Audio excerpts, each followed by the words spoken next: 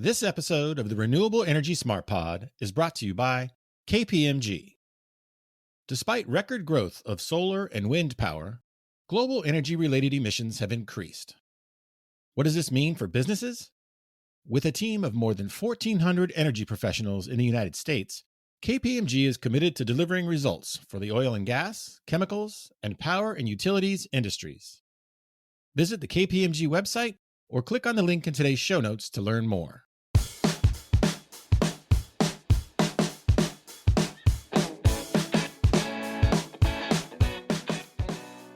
What's up, everyone, and welcome to the Renewable Energy Smart Pod. I'm your host, Sean McMahon, and today we're going to pull back a little bit and take a wide-angle look at the global energy landscape. Nick Wayth is the chief executive of the Energy Institute, and that organization recently took over the annual publishing of the Statistical Review of World Energy. The Statistical Review provides a comprehensive and free, high-level view of the global energy system. It reveals how global markets are faring under pressure from things like wars and other crises. And perhaps most importantly for this podcast, the Statistical Review also tracks how the energy transition is evolving. There's a link to the most recent review in today's show notes, and Nick is here to walk us through some of the key takeaways. But before that, I just want to remind you to make sure you don't miss a couple of recent episodes of this show. On our last episode, I talked with Patrick Gruber from Gevo to get his take on trends in the sustainable fuels market.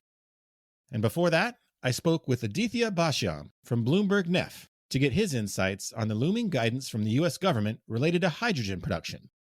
That guidance stands to have a huge impact on how the hydrogen industry develops, so I think you'll appreciate Aditya's viewpoint on the best path forward. Looking ahead on this show, our next episode will focus on what's going on in the energy storage industry. Mike Whittakey, Senior Vice President of Strategy and Regulatory Affairs at Powin, is going to stop by to talk about how things like the Inflation Reduction Act are having a big impact on the energy storage market. So that's a quick recap of the past and the future of this podcast. But right now, let's focus on the present and get things started with Nick Wayth from the Energy Institute.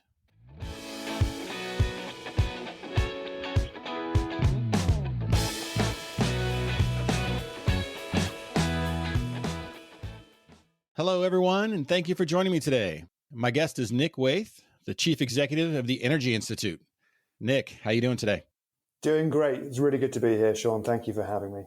Yeah, it's great to have you join us here. We're here to talk about the Statistical Review of World Energy that the Energy Institute puts out every year. So before we get into the report, let's talk about the Energy Institute. What do you and the team there do? Thanks, Sean. So the Energy Institute has got over 100 years of history. We're the chartered professional body for people in energy based here in the UK, but global in our outlook and global in our reach. So anybody listening today can find out more about us, and if they're interested, sign up. We've got a clear purpose, which is to create a better energy future by accelerating a just transition to net zero. And we do that through helping attract professionals to the industry, bringing people together and working with many industry players in a very practical way to develop standards on how the industry operates. So the closest analog is probably in the US is probably the Society of Petroleum Engineers, but we have the beauty of having members from all forms of energy around the world. Okay, and we're here to talk about the Statistical Review of World Energy that you and the team publish every year. So tell our listeners a little bit more about that review and its history. So the Statistical Review of World Energy, up until this year, was actually run by BP. The history of the product goes back to 1952, so over 70 years of history. And actually, if you go on BP's website, you can find the very first edition of it, which was literally one sheet of paper. All it talked about was oil. It divided the world into East and West. It was typewritten with a few handwritten notes. And then over the following 70 plus years, BP evolved that product to be the most timely, the broadest, and fundamentally a free resource for people to track the production, the consumption, the trade of all forms of energy. And earlier this year, we had the opportunity to take that product on, working with our partners, KPMG, Carney, and with Heriot-Watt University in Scotland, who do an amazing job compiling the data for us. And we're really looking forward to seeing how we can evolve the product into the future. Okay. And so let's talk about the most recent edition. What were some of the key takeaways this year? Yeah, so it was an incredible year to take on this product. Obviously, we were in the midst of what we've framed as the triple energy crisis, and really there are 5 key stories that came from this year's data. And of course, I'm talking about 2022 here. So number 1 was the post-COVID bounce back. So continuing the trend that we saw in 2021 with a huge pickup in demand for transportation fuel in particular, but very strong regional variances, which I can talk about in more detail. Secondly, the conflict in Ukraine upended previous assumptions around energy security. And so we saw unprecedented changes in trade flows, particularly of natural gas, but also of oil and coal to ensure that the lights remained on. Thirdly, we saw record deployment of renewables, equivalent to 84% of net additions into the power sector. Fourthly, despite all these big movements, energy increased by about 1% primary energy globally, but the mix of fossil fuels of coal, oil, and gas remained barely dented at 82% of the overall mix. And lastly, emissions. Although emissions grew slightly slower than the growth in energy, we still saw emissions growing by about 0.8%. So continuing to move in the wrong direction in terms of where we're trying to get to in net zero terms. Okay, and then speaking specifically to renewables, right, for this audience, you mentioned the growth. I think you said 82 or 84%, was it? So 84% of net power addition. So if you think about all of the power added globally, so last year power grew by about 2% globally. Renewables accounted for 84% of the growth, and I'll come back to that. But in absolute terms, renewables made up about 7% of primary energy, excluding hydro. And then if you add in hydro, it was around 14%. But that net addition in power is really interesting because we're getting closer and closer to 100%. And that is the point at which renewables are providing not only all of the new growth, but they're denting into existing fossil generation. So we're not quite there, but we're moving at pace. And we saw some phenomenal figures around the world in terms of the pace of renewables growing in many geographies. Okay, so what were some of the key takeaways for renewables? You mentioned, there's some phenomenal growth in regions or countries. What were some of those? So, the really big stories were China and India, which probably shouldn't surprise anybody, but both of those countries saw 20% growth in renewable generation. And for the first time, China saw over 100 terawatt hour increase in solar generation alone, which was 30% higher than 2021. India saw a nearly 40% increase in solar generation with 30 terawatt hours of additions. So huge uptick in those key geographies. But also, as you look around the world, virtually every country we track saw growth. North America was around 14%.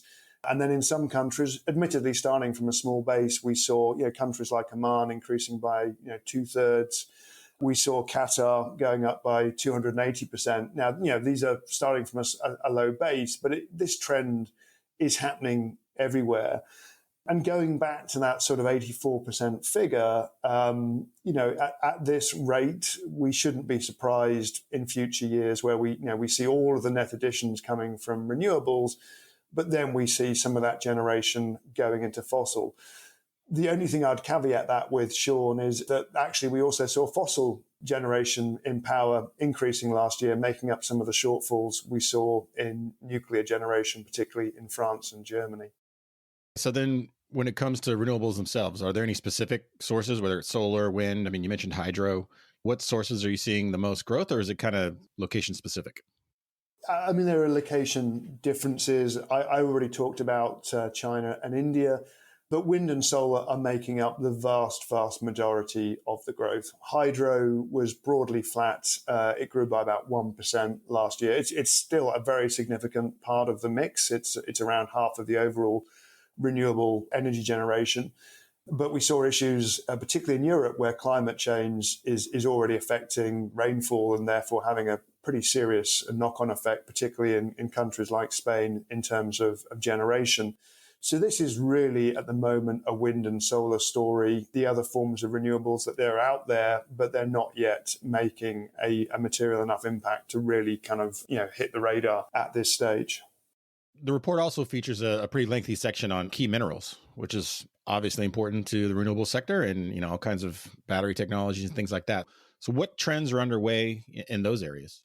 It's always important to say that this report is a backward-looking report, so it's not a forecast. But like every other commodity in 2022, we saw continued pressure on pricing. So, for example, lithium carbonate increased by 335%, hitting a record high of $47,000 a ton. So, we've seen the reality of some supply squeezes, but the data we show also tracks the current reserve levels.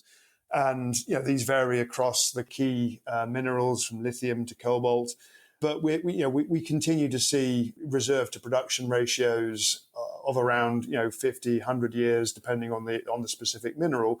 But it's important to say, of course, that when production is growing so fast, you've got to keep the reserve level up with that. But at the moment, this is largely a case of the pace of extraction being the limiting factor rather than the resources in the ground. And the other thing that's worth mentioning, of course, is that the chemistry of batteries is continuing to evolve. So what is a critical mineral today may be less critical tomorrow as new minerals play into the sort of chemistry makeup of batteries. But, let's be honest, this is going to be a constraint. We're seeing the impact of inflation coming through these commodities in the cost of offshore wind. For the first time, we've sort of seen that very dramatic cost fall each year, no longer falling, and in some instances reversing somewhat. So there is pressure on the supply chain, but from a sort of technical viewpoint, at the moment the level of reserves remains healthy, and it's more of a sort of a supply chain. It's getting the stuff out of the ground quick enough rather than how much is in the ground. Okay, we talked about key minerals and wind and solar and things like that, but another key part of the renewables landscape these days is battery storage. So what is the Energy Institute doing on that front in terms of incorporating that into the review? So at the moment, Sean, we don't track battery storage. If we did, it would be a very small level compared to the overall energy mix, but it's certainly something we will add into the future. And I would imagine doing that in the next 1 or 2 years. Okay, I know you mentioned that the review is backward looking, but you mentioned right at the top wind and some supply chain issues, and we're kind of seeing a lot of deals, particularly here in the U.S., seem like they're in jeopardy. Any insights on whether that's a global thing as well? Yeah, it is a global thing. We've seen similar things here in the UK. So in a recent contract for difference CFD auction here in the UK, it was a successful round overall, but offshore wind received precisely 0 bids. So nobody was willing to come in at the maximum strike price that the government had set out, which is clearly a setback, but it also allows the industry to reset. It allows government to kind of review. And we were on an incredible price trajectory here in the UK. We've seen offshore wind come down from over £150 a megawatt hour, that's getting close to $200, to under £40 a megawatt hour. And the reality was that's been underpinned by rapid improvements in the technology, the growth in the economies of scale of the industry, but also supported by a world of zero interest rates. We've had for most of the last decade, we've been in a zero interest rate world. We're clearly no longer in that world, and this business was always going to be vulnerable to an increase in interest rates. I just don't think anybody has sort of forecast the level of increases we've seen over the last 2 years. But I think this is a bump in the road, but I don't think it's a structural undermining of the sector. The sector needs to consolidate to kind of think about how it drives efficiency. We may be at the point where, constantly doing bigger and bigger turbines may no longer actually bring costs down. I think there's huge opportunity for standardization across the industry. But there's also a reality that, global energy prices have increased as a consequence not of renewables, but of a consequence of what's been happening geopolitically. And, we now need to sort of adjust and recalibrate to that. This is no different from the cycle we see in the oil and gas sector, and we always have done. I think it's just, it's the first time it's happening in a materially impactful way for the renewable sector. And now, a quick word from the exclusive sponsor of today's episode, KPMG. The future of energy is ever evolving. Hydrogen, biofuels, carbon capture, and enhanced geothermal systems are all still in the early stages. As these options become scalable, we're likely to see changes in the energy landscape. KPMG experts understand the new realities of today's energy industry and can help your business prepare for the future. Visit the KPMG website or click on the link in today's show notes to learn more.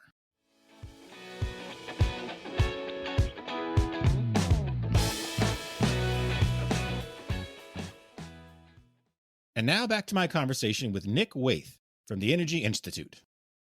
And you mentioned geopolitics, kind of the triple crises we're dealing with. So, since this report has been produced for decades, how have you seen geopolitics change the energy landscape in recent years? I mean, I don't want to go back too far, but we are seeing both domestic politics and international politics weigh on supply chains. Here in the U.S., there's the Department of Commerce is looking into the supply chain for solar panels, and there's other issues all around the world. So are countries shifting their focus to generate energy domestically or with close allies? And do you think that's just going to be a short-term solution for crises like Ukraine and now even, the Gaza situation is kind of cropped up? Or is that going to be kind of a long-term pivot around the world? So I think my answer to that is a bit of both. I mean, I think we were in a paradigm where, frankly, we had become somewhat complacent. I mean, the reality is that gas had flowed from Russia for the last, several decades. Even in the darkest days of the Cold War, the gas taps from Russia had never been turned off, or the former Soviet Union had never been turned off to Europe. And in 2022, we saw that play out for the first time where, those gas taps were turned off around the middle of the year. And this is a huge wake-up call for Europe. It's not only affected Europe, it's had knock-on effects to the rest of the world as gas prices increased dramatically. There was a massive rebalancing in the trade of liquid natural gas in particular, and pipe gas. So we saw huge shifts of, for example, US LNG being diverted to Europe. But the knock-on effect was elsewhere in the world where gas was priced out, we saw coal picking up demand as the cheaper alternative to natural gas. So this is a major reframing of the paradigm we've had for the last 3-4 decades. That said, I think the notion of sort of energy independence, is one needs to be careful when using that sort of term. The US is now a net exporter of energy. For many decades, it wasn't. But even with that said, the US is still massively reliant on imports and exports to make sure it has the right flows of energy. So whilst any geography can balance on a net basis, you still have the exports and the imports that ensure you have all the right products going to the right places. But I think, to me, this has reinforced the need to accelerate the transition. There is an element that's being played out right now of sort of trying to use this to reinforce the role of fossil fuels. And whilst there is a necessity of getting energy to where it's needed in Europe, and energy markets have served that purpose and served it very effectively, albeit at a very, very high price.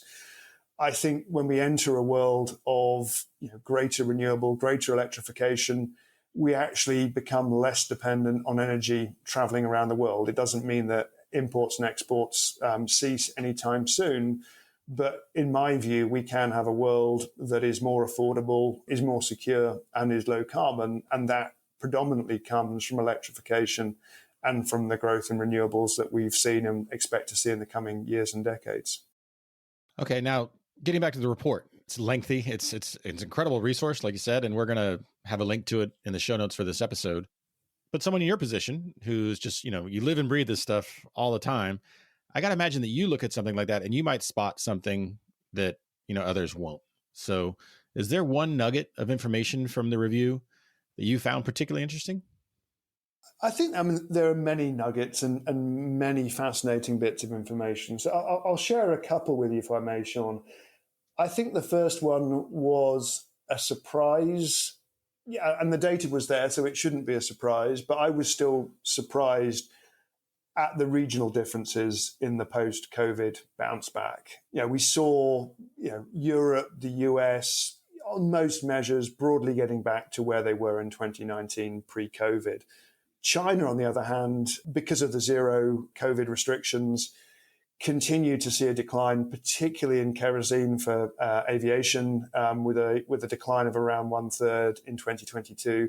And so 2022 saw China use roughly half the amount of kerosene it would have used pre-COVID. And so the scale of that sort of response, and I mentioned before, we'd seen fossil fuels sort of remain slightly lower, 82% of the mix. Had China come out of its restrictions at the same pace as the US and as Europe, we globally would have seen another 1 million barrels or so of crude demand, and that 82% would have been somewhat higher. So I think that was the first surprise, which the data was there, but until you see the hard facts and the numbers in front of you, you haven't really thought about the scale of it. And that trend, by the way, we would expect, and numbers are already out there indicating that 2023 will be reversing back to the sort of pre-COVID levels in China. I think the other interesting observation I would make is that globally, you could argue that we've yet to really enter the energy transition. The reality was in 2022, despite the record growth in renewables, despite renewables making up 84% of power additions, and actually if you look at it on a primary energy basis, about 80% of all the energy added to the world in 2022 came from renewables in some form or another. But there was still more growth, and that growth came from fossils, and emissions continued to grow. Emissions reached record highs in 2022. So we haven't turned the corner on emissions. That's on a global level. When you look at it sort of country by country, it gets more nuanced. And there are some interesting sort of stories playing out in that. So, for example, where I'm sitting today, in the UK, actually renewables added more than the overall additions of energy. So, i.e. renewables were at the margin eating into fossil generation. A tiny amount, but for last year at least, crossed that threshold. We saw, for example, coal being backed out in the US by natural gas. So the energy intensity, although energy demand increased in the US, the mix of that energy was less carbon intense than it would have been otherwise. So you've got to look at this globally because ultimately that's what matters in terms of CO2 emissions. But when you look at the regional stories, you get some quite interesting stories coming out. What's the regional story looking like in Africa? The reality is that Africa is still a very small part of the overall global demand, and it doesn't really show up in the numbers in a material way. But population-wise, it's a massive population, and we know the scale of that population going out to 2050 and beyond. Countries like Nigeria are expected to reach sort of numbers of 500-600 million people, so become massive population centers. And I guess the story in Africa, and I do travel to Africa as part of my role, we've got very active members in Nigeria in particular, is on the one hand, they've got abundant renewable resources and an opportunity, some would argue, to kind of leapfrog, a bit like the mobile phone has done. You don't even have landlines, you go straight to a mobile. So one school of thought would say you can kind of jump the whole fossil bit in a material way and go straight to renewables. On the other hand, others would argue, well, the rest of the world has developed its natural resources in fossil fuels. The US reached, record production levels and continues to grow in terms of its fossil fuel generation. So why on earth should Africa not generate its natural fossil resources? So there's an interesting sort of paradox there. And, in my view, the answer will realistically lie somewhere in between those. But there's a huge opportunity for a continent like Africa to do this energy transition in a very different way without the, being encumbered by, the legacy that we have in Europe and the US in particular. Yeah, you mentioned Nigeria. I've also spoken to folks about Morocco, the wind resources in Morocco. I know Namibia is working on green hydrogen. So are there any countries like that you feel like might not be a huge player in a particular market, whether it's hydrogen or wind, but have all the potential and maybe are already laying down the foundation to get there? I think there's some really interesting, you mentioned Morocco. Morocco has an incredible solar resource. It has an incredible wind resource. And actually, on a daily basis and on a seasonal basis, the two are sort of counter-cyclical. So when the sun goes down, the wind comes up. And actually, there's a project that's being developed at the moment called X-Links, which is planning to bring a high voltage DC cable all the way from Morocco to the UK. Look on your map, that's a really long cable to provide wind and solar firmed up with a bit of battery storage to Europe. And that project is arguing that it can undercut fossil generation and it can broadly compete with offshore wind. Now, I can't tell you, whether those numbers are correct. Go look at the project, but that gives you an example of the ability to kind of take energy from abundant resource like Morocco and take it to somewhere like the UK. The other dimension is there's a lot of focus right now on green hydrogen, and a perspective out there that we may see the equivalent of an LNG business playing out in green hydrogen, sort of naturally resource-rich renewable players in Africa, North Africa, East Africa, West Africa, parts of the Middle East.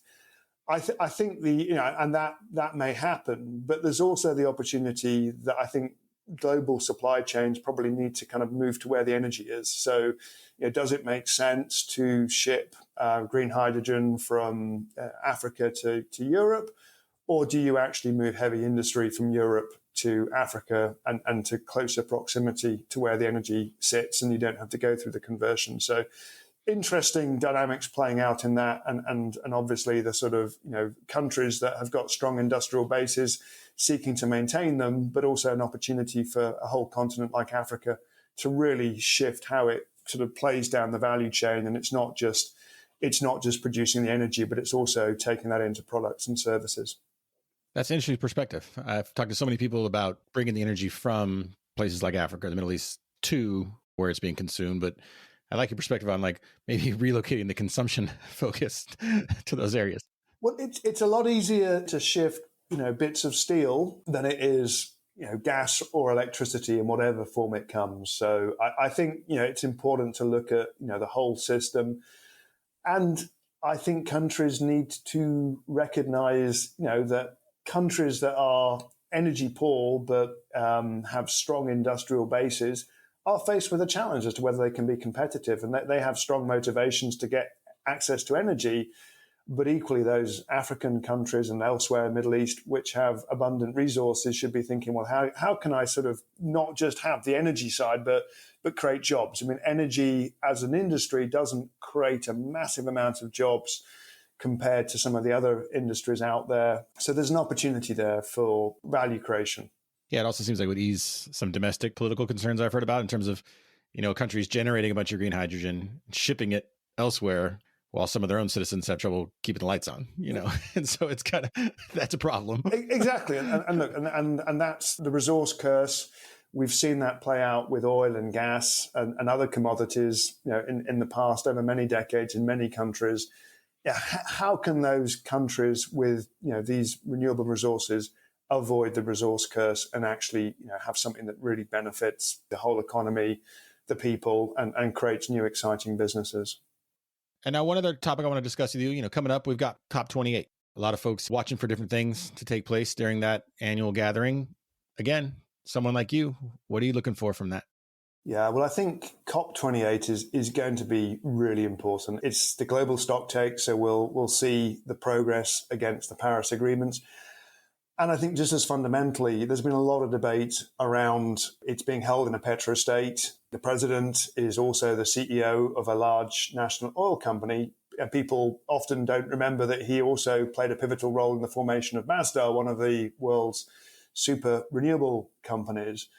But I think it's really important to bring the world together. Today, as you saw, 82% of our energy comes from coal, oil, or gas. And we need to have those industries at the table, and we need to work to decarbonize that. So, as much as we accelerate the growth in renewables, our ability to accelerate the decarbonization of oil and gas in particular is going to be absolutely critical.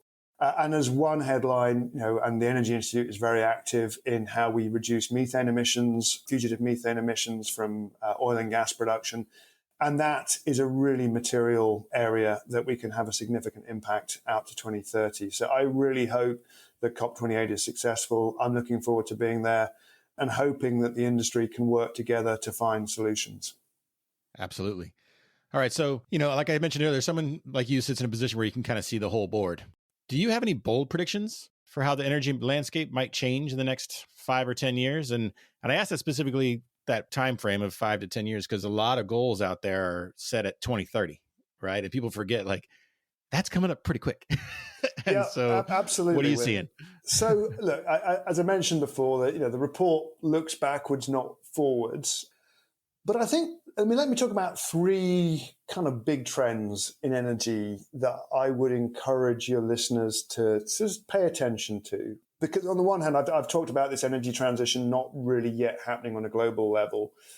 But let's look at the sort of energy demand in key geographies. If you look at Europe has gone past peak energy. It's been in decline it's been flat or in decline for much of the last decade, or even 2 decades, depending how you look at it. And so Europe's economy has effectively decoupled from energy. And that's a sort of key point where you can continue to grow economic growth, but your energy consumption is moving in a downward direction. I would say the US is probably at sort of plateau right now. It may go above, it may go below, and that sort of played out last year through the data. But look at that. Countries like China are still seeing significant growth in energy. India some way behind it. But all of these countries at some point reach a point where their economies continue to grow, but energy demand does not, as a combination of both sort of moving away from industrial industries, but also energy efficiency more broadly. The second trend is around how we consume energy as consumers and as industries. If you look at an electric vehicle versus an ICE vehicle, an EV uses roughly a third of the energy of an internal combustion engine vehicle. If you look at a heat pump, it uses 20%, 25% of an energy of a fossil boiler. And so as we get these new technologies at the consumer level, those will begin to have a material impact. At the moment, the numbers are too small to really play out in the consumption data. But the IEA have recently come out with their latest forecast or scenarios, and one of their numbers is a 10-fold increase in EVs, which would get us to somewhere north of 250 million EVs in the planet by 2030. That will have a material impact on demand for energy. So it's not just a displacement, it's also that you're using less energy. And then thirdly, the pace of renewables. I mean, you look at that growth, renewables have roughly doubled every 5 or so years globally. You can sort of run that back. And although we've hit a bit of a bump in the road, actually, all the numbers coming through this year, and you can look at the numbers from IEA and other sources, will indicate that 2023 will be another record year for renewables. It may have gone slightly slower than it would have done had interest rates stayed at 0% and had we not seen the levels of inflation. But that growth is going to continue. And when you get those 3 trends at some point, hitting the inflection points where, that 84% goes over 100%, I think some of these things, and remember, it's taken us a very long time to get there because global energy has continued to grow, at faster than the pace of renewables. But at some point, you come around the curve and all 3 of those trends begin to play out. Now, does that happen by 2030? I don't know. But when we cross that point, you begin to see an acceleration happening on the energy transition. And that's what keeps me very optimistic about the future. Well, I appreciate your optimism, Nick, and I appreciate your insights today. Thank you very much. It's been a real pleasure, Sean. Thank you.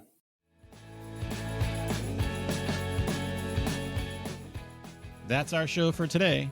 But before we get out of here, I want to say one final thank you to the exclusive sponsor of today's episode, KPMG.